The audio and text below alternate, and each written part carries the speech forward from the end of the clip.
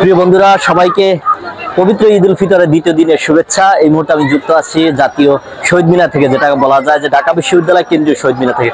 দর্শক, আপনারা জানেন যে মুসলিম জাতির সবচেয়ে বড় ধর্মীয় উৎসব সেটি হচ্ছে ঈদ উল ফিতর এবং ঈদ উল আজহা। ঈদ উল আজহার সামনে আর ঈদ উল ফিতর এখন আমরা এই মুহূর্তে পালন করছি। তো দর্শক, আপনারা জানেন যে ঢাকা শহরে কয়েকটি বিনোদন স্পট রয়েছে। তার মধ্যে রয়েছে কেন্দ্রীয় শহীদ মিনার এলাকা, সোহরাওয়ার্দী উদ্যান এবং লালবাগ কেল্লা। এর আশপাশে বলা যায় যে ছোটখাটো বিনোদন আছে, সেগুলো একেবারে খোলামেলা জায়গায় কিন্তু আসলে বিনোদন উপভোগ করার মতো জায়গা নেই। না থাকার কারণে একেবারে কেন্দ্রীয় যে শহীদ মিনার রয়েছে সেটিতে কিন্তু মানুষের সমাগম এই ঈদের দ্বিতীয় দিনে ঘটেছে। মানুষ আসছে, উপভোগ করছে, ফ্যামিলি, পরিবার, সন্তান তাদেরকে নিয়ে এই কেন্দ্রীয় শহীদ মিনার আছে। যদি শহীদ মিনার আশেপাশে পরিবেশটা যদি একটু দেখাতে পারি, সেটি হচ্ছে দেখতে পারবেন যে মানুষগুলো শহীদ মিনারে বসে যে বিনোদন উপভোগ করছেন, আড্ডা দিচ্ছেন, সেটি কিন্তু অনেক চমৎকার হয়ে।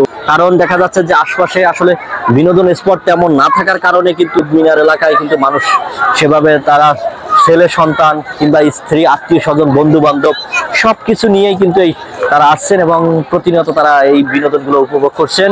সেটি হচ্ছে দেখার মতো। আরেকটি কথা বলতে চাই, ঈদের আজকে দ্বিতীয় দিন। ঈদ মানে আনন্দ, ঈদ মানে উৎসব, ঈদ মানে শান্তি। পরিবারকে সময় দেওয়া এবং পরিজনকে নিয়ে সাথে নিয়ে একটু ঘুরলে ঈদের উৎসবটি ভালো হয়ে ওঠে এবং ঈদ যে আনন্দ উৎসবে সেটি কিন্তু দৃশ্যমান। দর্শকদেরকে দেখাতে চাই যে প্রতিনিয়ত কিন্তু এই জায়গাটিতে আসলে মানুষজন না থাকলেও কিন্তু ঈদের সময় কিন্তু ব্যাপক সমাগম ঘটে এবং মানুষগুলো তাদের শান্তিপূর্ণ ব্যক্তিদেরকে নিয়ে কিন্তু ঈদ উৎসব আনন্দ করছেন।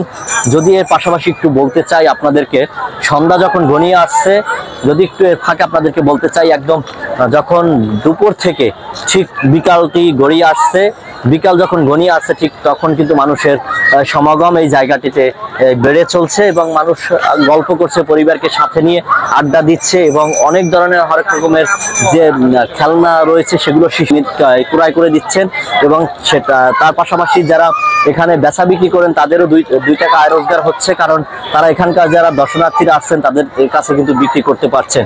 তবে ঈদ আনন্দ, ঈদ শুধু নামাজ পড়ার মধ্য দিয়েই কিন্তু আসলে শেষ নয়। আমাদের একটি কালচার রয়েছে, কারণ দীর্ঘ 1 মাস সিয়াম সাধনার পরে যে ঈদ উল ফিতর যে উদযাপন করছেন সেটি দেখা যাচ্ছে যে নামাজ পড়ে আর বাসায় গিয়ে পোশাক খুলে সারাদিন ঘুমানো।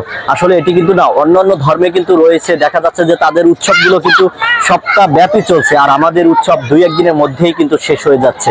আসলে এটি কিন্তু কোনো উৎসব হতে পারে না।